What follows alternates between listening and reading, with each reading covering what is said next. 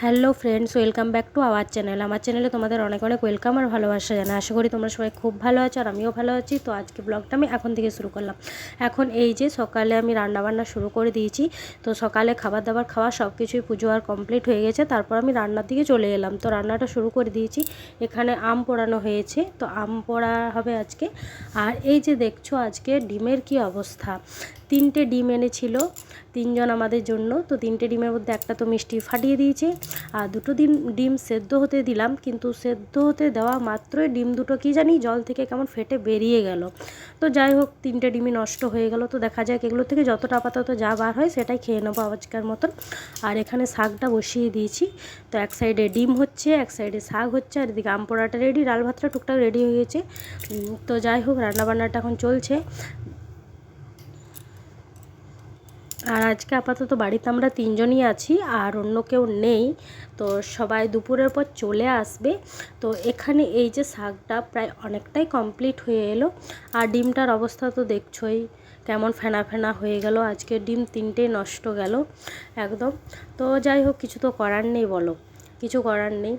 আর এখানে সব কিছু জিনিস দেখছো এলোমেলো হয়ে পড়ে আছে, এগুলো কিছু এখনও গোটাতে পারিনি। তো রান্নাটা করিনি তারপর গোটাগুটি সব কিছুই হবে। আর এখানে এই যে আজকে রাত্রে দহি বড়া বানাবো। দহি বড়ার জন্য আমি চাটনিটা বানিয়ে নিচ্ছি দুপুরে। আর এখানে কালকে জিলেবি বানিয়েছিলাম, তো সেই জিলেবিটাই একটু মতন বেঁচে আছে। তো তোমরা দেখেই ভাববে যে এটা কেমন জিলেবি হয়েছে। আসলে জিলেবিগুলো সুন্দরই হয়েছিল। প্রথম কি হয়েছিল না, একটু আমার ব্যাটারটা পাতলা হয়ে গেছিলো বলে এরকম হয়েছিল। আর যেগুলো ভালো হয়েছে সেগুলো তো আমরা সবাই মিলে খেয়ে নিয়েছি। আর দই বড়ার জন্য ওই যে ডালটা সেদ্ধ হতে দিয়ে দিয়েছি। তো এবার ডিমটার জন্য মশলাটা ভালো করে কষে নেব। আর এখানে এই যে ডিমগুলো টুকটাক ভেজে নিলাম, যেমন হলো যা আছে আপাতত এটা আজকে চলে যাবে। তো যাই হোক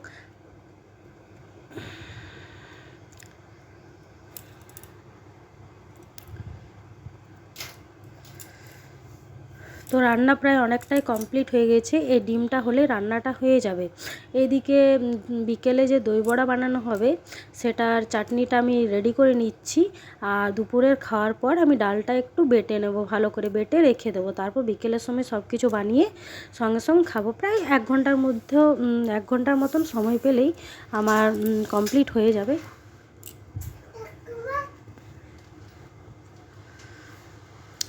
আর এখানে দেখছো এই যে গরম মশলা, কাশ্মীরি, এগুলো সব ডিমটাতে টুকটাক করে দিয়ে দেবো মশলাগুলো।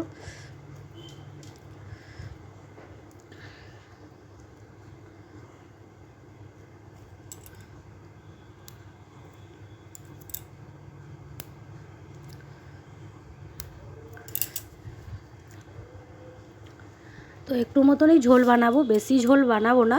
কেননা যেহেতু আমরা 2জন আছি, তাই 2জনের মতন বেশি তো আর ঝোল বানিয়ে লাভ নেই। আর এইদিকে মিষ্টি তো একটা ডিম ফাটিয়ে দিয়েছে।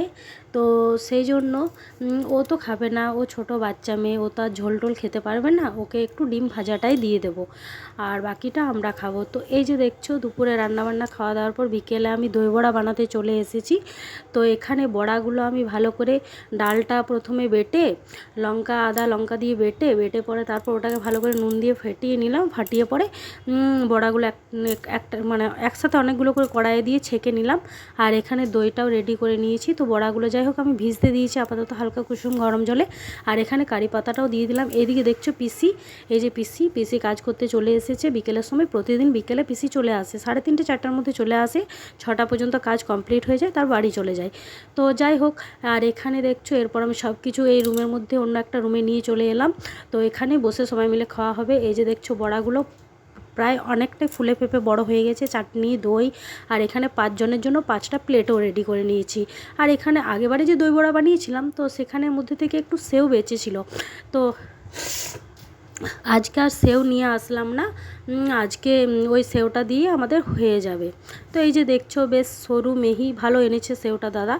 তো যাই হোক এখানে সব কিছু একসাথে প্লেটে বেটে সবাই মিলে আমরা খেয়ে নেব। তো এই যে দেখছো সবাই বাকি 2জনকে তো দিয়ে দিলাম। আর আমাদের তিনজনেরটা এই যে রেডি করে রেখেছি। তো রেডি করার পর দেখতে তো দারুণই লাগছে, তাই না? খুবই সুন্দর, খেতে এবার জানি ভালোই লাগবে, কেননা আমি প্রায় অনেক দিন থেকে এটা বানিয়ে আসছি রেসিপিটা। তো আজ পর্যন্ত কোনো দিন খারাপ হয়নি। প্রথমে বড়াগুলো দিলাম, তারপরে দই দিলাম, তারপরে চাটনি দিলাম, একটু ভাজা মশলা, একটু বিট নুন, একটু এমনি নুন, তারপরে উপর থেকে সেও একটু লঙ্কা কুচি দিয়ে দিলাম। ব্যাস, দই বড়া রেডি হয়ে গেল। এবার খেয়ে নেব। তো যাই হোক, তোমরা বানালে এভাবে বানাতে পারো। ব্যাস। আর এখানে সন্ধ্যের সময় মন্দির চলে এসেছি। তো মন্দিরে দেখছো পুজো আর সব কিছু হচ্ছে। তো প্রতিদিনই সন্ধ্যা হলে আমি মন্দির চলে আসি, 1 ঘন্টা মতন ঘুরে তারপর বাড়ি যাই। একাই আসি, কোনো দিন বা মিষ্টিকে নিয়ে আসি। তো আজকে ও নেই, আজকে ওর বাবার সাথে গিয়েছে, তাই আমি একা এসেছি। একটু বসে পুজো আর সব দেখে তারপর বাড়ি চলে যাব। তো চলো, আজকে ব্লগটা আমি এখানেই শেষ করলাম। সবাই ভালো থেকো, সুস্থ থেকো, আর আমার চ্যানেলটা অনেক অনেক সাবস্ক্রাইব করো, লাইক করো, কমেন্ট করো।